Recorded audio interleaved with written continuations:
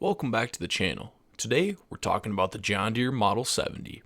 We're going to be going over some features that this tractor brought to the table and some of the John Deere firsts that this thing was able to do. So let's get into this video. Following a 16-year run of the John Deere Model G, it was time for John Deere to make a change, and that came in 1953.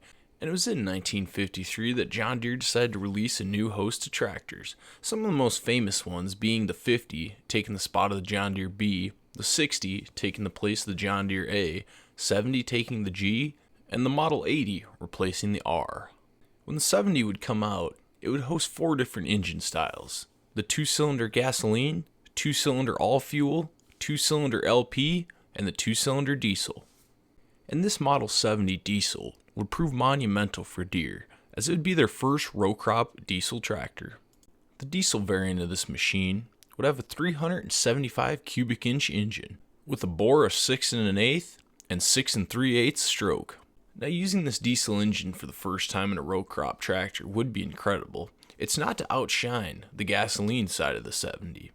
The gasoline 70 had a 379 cubic inch engine, along with a 5 5/8 bore and a 7-inch stroke. So as you can see, the stroke on the gasoline was a little bit longer.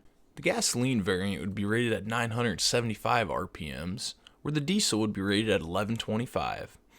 Another thing about the diesel, it used a small pony engine to start the big diesel. This pony engine would be a V-style 4-cylinder gas. A couple things John Deere changed on the 70 diesel was adding a new center main bearing for the crankshaft, which kept the shaft in place under full load. This addition also provided better balance in the engine and overall smoother running tractor. Another place where the 70 shines is at the Nebraska test facility, where the Model 70 established a new fuel economy record, beating the record set by the R. The diesel would use about 2.8 gallons an hour under full load, where the gas would use around 4.5.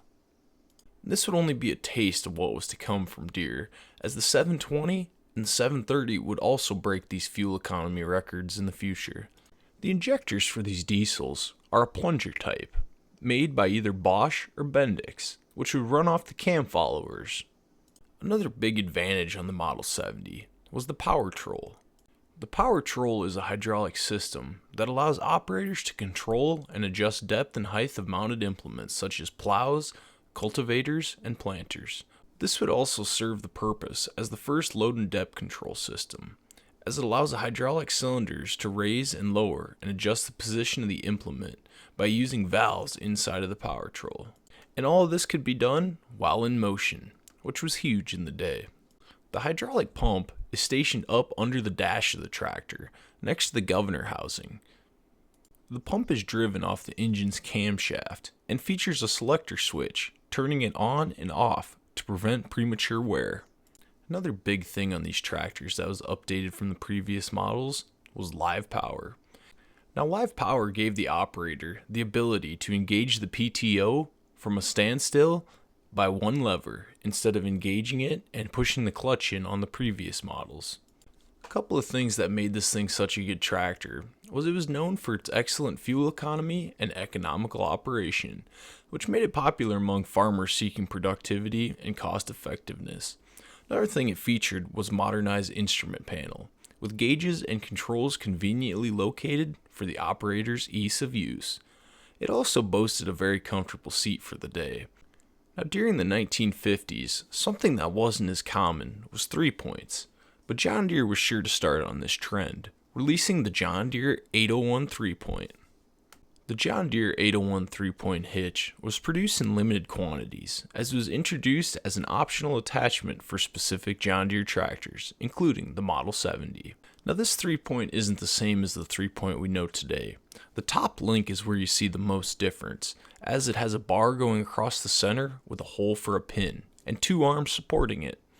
John Deere would go on to build plows and other implements that would hook onto this 801 3-point. And after they realized that their top link wasn't the best design, they did come out with an adapter, so you could hook it into modern day 3-point hitches. The 70 would keep the same oil bath air cleaning system that was used on the previous models and was also used up until the early 4020s. Another improvement John Deere made with these new style tractors was adding a water pump. Now this water pump would sit up towards the front of the tractor and bolt on to the bottom of the radiator. A feature that separated the Model 60 and the Model 70 was the transmission.